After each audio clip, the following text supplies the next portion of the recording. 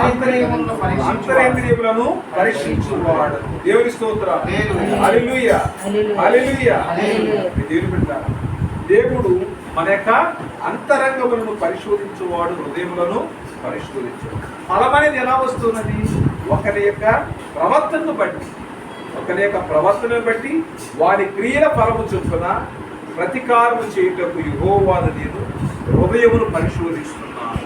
So how you are, what you are, అంటే ఆయన test చేస్తున్నాడు. నేను మీకు ఫస్ట్ చెప్పింది టెస్టింగ్ పీరియడ్. సో ఇప్పుడు ఈ టెస్టింగ్ పీరియడ్లో ఆయన ఏం చేస్తున్నారు? హృదయాన్ని చూస్తూ ఉన్నారు. ఎందుకు హృదయాన్ని చూస్తున్నాడంటే ఆ 17 మనం 17:9 చదువుతాం. హృదయము అన్నిటికంటే కూడా మోసకరమైనది, ఘోరమైనటువంటి వ్యాధిగా దాన్ని గ్రహింపగలవాడు ఎవరు గ్రహించలేరండి. మరి ఆల్వి నా పక్కనే ఉన్నాడు, తన మనసు ఏం చేస్తుందో నాకు తెలియదు. మనిషిని చూడగలను కానీ మనసును ఆయన ఏమంటున్నాడు ఇక్కడ? ఏమన్నాడు? అది హృదయం ఘోరమైన, అది హృదయము అన్నిటికంటే మోసకరది, ఘోరమైన వ్యాధి, దాన్ని గ్రహింపగలవాడు. ఆయన ఇప్పుడు ఏం చేస్తుంది? దాన్ని పరిశీలిస్తున్నాడు, పరిశోధన చేస్తూ ఉన్నాడు. దేవుని స్తోత్రం. అనేక అంతరాంతరములను ఆయన పరీక్షిస్తూ ఉన్నాడు. దేవుని బిడ్డలారా, దేవుడు స్వస్థతను, పాపమును తీసివేసి, ఎందుకంటే డాక్టర్ కూడా ఒక గాయం తగిలినప్పుడు ఏం చేస్తాడంటే దాన్ని క్లీన్ చేస్తాడు. డైరెక్ట్గా మందేశాడు అనుకోండి, ఏమవుతుందంటే ఆ పుండు పెద్ద అవుతుంది, ఆ గాయం పెద్దది మాత్రం. ఎందుకంటే దాంతో పాటు డస్ట్ కానీ దానిపైన ఇన్ఫెక్షన్ అంతా కూడా ఉండటం వల్ల ఆ ఇన్ఫెక్షన్ అనేక పెరిగిపోతుందని తగ్గదు. అందుకే ఫస్ట్ క్లీనింగ్ అనేది చాలా అవసరం. సో మనిషికి ఎక్కడ క్లీనింగ్ జరగాలంటే హృదయంలో జరగాలి. హృదయం క్లీన్ అయితే మనిషి ఆరోగ్యంగా ఉంటాడు. దేవుని స్తోత్రం. హల్లెలూయా, హల్లెలూయా. సో మరి ఇక్కడ ఈ యొక్క హృదయం యొక్క క్లీనింగ్ కోసమే దేవుడి రోజున దాన్ని క్లీన్ చేసుకోమని దేవుడు మనందరికీ కూడా జ్ఞాపకం చేస్తూ ఉన్నాడు. దేవుడు పెట్టారు ఇక్కడ. మరి మన కొన్ని విషయాల్లో మరి మనమందరం కూడా దేవుని మాటను వినాలి. మరి విన్నప్పుడు ఎలా ఉంటుందంటే సాక్షాత్మైనటువంటి జీవితాన్ని ఇస్తాడు. దేవుని స్తోత్రం. ఇర్మియా గ్రంథం 31వ అధ్యాయం, 31వ అధ్యాయం. దేవుని స్తోత్రం. హల్లెలూయా. 31:10 చూడండి. జనులారా యెహోవా మాట వినుడి. దూరమైన దీపములోని వారికి దాన్ని ప్రకటింపుడి. ఇశ్రాయేలు చెదరగొట్టిన వాడు వారిని సమకూర్చి మందను కాపాడునట్లు కాపాడునని తెలియచేయుడి. దేవుని స్తోత్రం. అంటే యెహోవా మాట విని దూరమైన దీపంలోని వారికి దాన్ని ప్రకటించుడి అన్నాడు. ఆయన ఏ విధంగా కార్యములు చేస్తాడో దాన్ని మీరు అందరికీ కూడా ప్రకటించమన్నాడు. ఆయన ప్రేమ ఎలాంటిది? ఈ 31:3 చూస్తే ఆయన ప్రేమ శాశ్వతమైనటువంటి ప్రేమ. దేవుని స్తోత్రం. ఆయన ఏం చేస్తున్నాడు? ఇశ్రాయేలును చెదరగొట్టినవాడు వారిని సమకూర్చి గొర్రెల కాపరి తన మందను కాపాడునని తెలియచేయు. ఇశ్రాయేల్ని ఎవరు చెదరగొట్టారు? దేవుడే చెదరగొట్టాడు. ఇశ్రాయేలుకి ఎవరు చెదరగొట్టారు? ఆయన చెదరగొట్టారు. ఐగుప్తు దేశానికి ఎవరు పంపించారు? ఆయనే పంపించాడు ఆహారం కోసం. అక్కడ ఎవరిని ఏర్పాటు చేశారు? ఇశ్రాయేల్ ప్రజల కొరకు యోసేపుని ఏర్పాటు చేశారు. యోసేపు దగ్గరికి వెళ్ళారు. వాళ్ళ సంతానం అధికమైపోవడం వల్ల ఇక వాళ్ళకి మరి వేరే మార్గం లేక ఆ ప్రాంతంలోనే వాళ్ళు ఎదిగి ఐగుప్తు దేశంలో వాళ్ళు సగభాగం అయిపోయారు. వాళ్ళు మించిపోతున్నారని, వాళ్ళకంటే అధికమైపోతున్నారని ఐగుప్తునికి అసూయ కలిగింది. మరి యోసేపు తర్వాత వచ్చిన వాడు కూడా వాళ్ళని మరి వీళ్ళు ఇజ్రాయిల్ తెలియకపోవడం వల్ల వాళ్ళు అధికంగా హింసించారు, శోధించడం వల్ల దేవుని మార్గం ఆయన ఎవరు కూడా ఇజ్రాయిల్ను ఐగుప్తు దేశానికి దేవుడే పంపించారు. వాళ్ళకు ఒక ఆటో తెప్పించారనుకున్నారు. సో వాళ్ళు నేర్చుకున్న తర్వాత ఈ రోజున శాశ్వతమైన ప్రేమతో ఆయన ఎలా ప్రేమిస్తూ ఒక కాపరి, గొర్రెల కాపరి తన మందను కాపాడునని వారికి తెలియజేయుడి అన్నాడు. ఎవరిని? ఇజ్రాయిల్ చెదరిపోయినటువంటి ఇజ్రాయిల్ను బాగు చేసింది నేనే అని వారు తెలియచేయమన్నారు. దేవుని స్తోత్రం. హల్లెలూయా. దేవుని బిడ్డ 11 వచ్చి యెహోవా యాకోబు వంశస్థులను విమోచించుచున్నాడు, వారికంటే బలవంతుడైన వారి చేతిలో నుండి వారిని విడిపించుచున్నాడు. వారు వచ్చి సియోను కొండ మీద ఉత్సాహధ్వని చేతులు. యెహోవా చేయి ఉపకారం బట్టి, గోధుమలను బట్టి, ద్రాక్షరసును బట్టి, తైలమును బట్టి, గొర్రెలకును పశువులకు పుట్టు పిల్లలను బట్టి సమూహములుగా వచ్చేది. వారికి రెండింటికి కృషింపక నీళ్లు పారు తోటవలే ముగ్గురు. దేవుని స్తోత్రం, హల్లెలూయా. ఇక నువ్వు ఎప్పుడు కూడా కృషించిపోవు, నువ్వెప్పుడు కూడా దుఃఖపడవు. నీ దుఃఖ దినములు సమాప్తమవుతాయని యెషయా గ్రంథములో దేవుడు సెలవిస్తూ ఉన్నాడు. మీ సహోదరి సహోదరులారా, ఆయన ఏమంటున్నాడు? వారి దుఃఖములకు ప్రతిగా సంతోషమును వారిని సంతోషమిచ్చి వారిని ఆదరించేదను. విచారం కొట్టివేసి నేను వారికి ఆనందము కలుగు చేసేదను. దేవుని స్తోత్రం, హల్లెలూయా, హల్లెలూయా. కనుక కన్యకలను యవనులను వృద్ధులను కూడి నాట్యము ఆదరిస్తారు. సంతోషం ఒకటే కాదండి, ఆదరణ కూడా ఇస్తారన్నాడు. ఒకరి తల్లి ఆదరించినట్టు నేను వారిని ఆదరిస్తాను. ముదిమి వచ్చు వరకు నిన్ను ఎత్తుకొని వాడు. దేవుని స్తోత్రం, హల్లెలూయా. దుఃఖమునకు ప్రతిగా సంతోషమిచ్చి వారిని ఆదరించి. ఆదరణ కావాలా? మీకు ఏం కావాలి? ఇది కూడా ఆదరణ, ఇది కూడా దేవుడిచ్చేటువంటి ఆదరణ. దేవుడు మీ యొక్క విచారం కొట్టివేస్తున్నాడు, మీ దుఃఖమును కొట్టివేస్తూ ఉన్నాడు. మీ దుఃఖములకు ప్రతిగా దేవుడు ఈరోజు ఏమిచ్చాడు? సంతోషమునిచ్చాడు. మీ సంతోషం నుంచి మిమ్మల్ని ఆదరణ కలిగిస్తున్నప్పుడు చేసేవాడు ఉన్నారా అని సహోదరుడు వ్యక్తపరిచాడు. ఈరోజు యాజకులను సంతోషపరచేదము. దేవుని స్తోత్రం. ఆ క్రొవ్వుతో యాజకులను సంతోషపరచేదను. నా జనులు నా ఉపకారములను తెలుసుకొని వృత్తి నొందుదురు. ఇది యెహోవా వాక్కు. దేవుని స్తోత్రం, హల్లెలూయా. ఒక సేవకుణ్ణి, ఒక యాజకుణ్ణి మీరు సంతోషపరుస్తారు. అందరూ కూడా సంతోషపరుస్తారు. ఎవరు స్వస్థత పొందుకున్నటువంటి మీరు, దుఃఖాన్ని ప్రతిగా సంతోషాన్ని పొందుకున్న మీరు అనేక మందికి ఏం చేస్తారు? అక్కడ నా జనులు నా ఉపకారమును తెలుసుకొని తృప్తి నొందుతారు. ఇది దేవుడు చేసిన కార్యము అని మీరేం చేస్తారు? తృప్తి పొందుతారు. సాటిస్ఫాక్షన్ దేవుడు ఇస్తున్నాడు.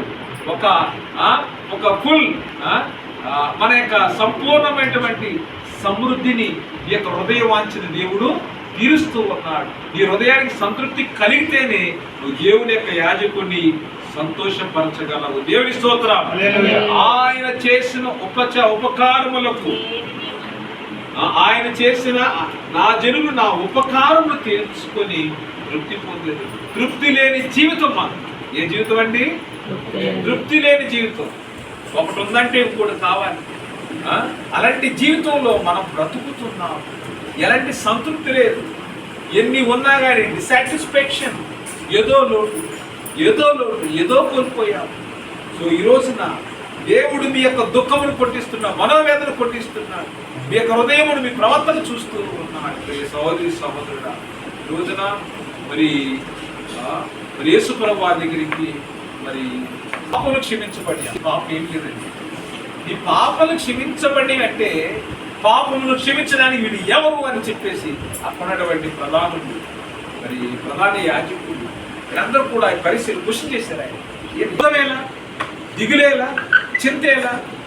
ఆయన అన్నాడు కదా, వర్షము లేని కాలమున ఏమంటుందంట? ఆ చెట్టుకి చింత కాయలు కాస్తుంది, ఫలాలు ఇస్తుంది అన్నాడు ఆయన. సో మరి దాన్ని తిని మనం ఈ రోజున సంతృప్తి పొందుతూ ఉన్నాం. ఆ యొక్క ఫలాలు ఏమిటంటే దేవుని యొక్క వాక్యమే. దేవుని యొక్క వాక్యమే మీరు చేరి పెట్టారు. దేవుడు అనేక విధాలుగా పరీక్షిస్తూ ఉన్నాడు. సో ఈ రోజున మరి మనం ఆయన యొక్క కార్యములను చూడాలి. హోషేయ అంటారు. హోషేయ ప్రవక్త రాసినటువంటి గ్రంథము 6వ అధ్యాయంలో చూసినట్లయితే హోషేయ 747వ పేజీ. హోషేయ గ్రంథము 6వ అధ్యాయం మొదటి వచనం. మనము యెహోవా యొద్దకు మరలుదము రండి, ఆయన మనల్ని చీల్చివేసెను, ఆయన మనలను చీల్చాను, ఆయన మనల్ని స్వస్థపరచును, ఆయన మనలను కొట్టెను, ఆయనే మనలను బాగు చేయను. దేవుని స్తోత్రం. ఆయన ఏం చేశాడంటే మనల్ని చీల్చేసాడు. సో ఇప్పుడు ఏం చేస్తాడు? ఆయనే మనల్ని స్వస్థపరచాడు. ఆయన మనల్ని ఏం చేశాడు? మళ్ళీ ఆయన మనల్ని కొట్టాడు. ఆయన మనల్ని ఇప్పుడు బాగు చేయడు. దేవుని స్తోత్రం. హల్లెలూయా, హల్లెలూయా.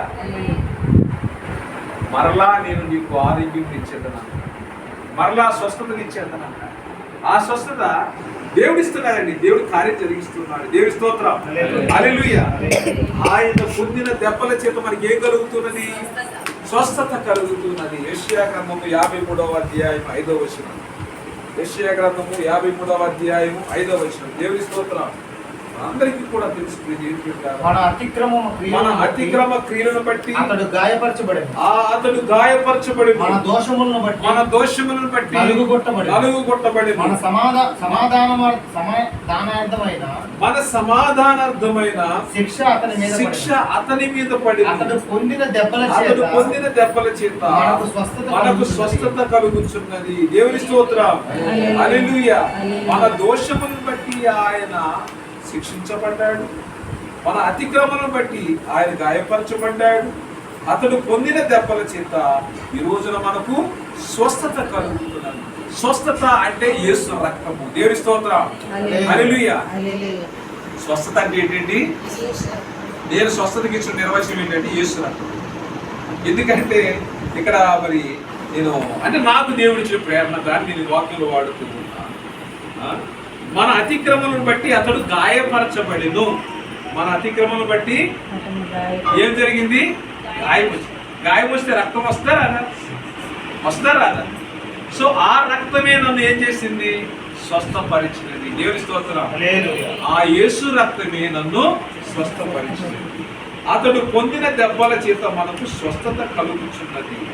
సో డెఫినెట్ గా మీరు ఈ రోజున క్రీస్తులో కడగబడి ఉన్నారు, యేసు ప్రభు నమ్ముకొని ఉన్నారు, ఆయన అడుగుజాడలు నడుస్తున్నారు. కాబట్టి దేవుడు మీకు స్వస్థతని ఇస్తూ ఉన్నాడు. దేవుని స్తోత్రం, హల్లెలూయా, హల్లెలూయా. నేను సహోదరులారా, మనమందరం కూడా ప్రార్థన చేస్తూ ఉన్నాం.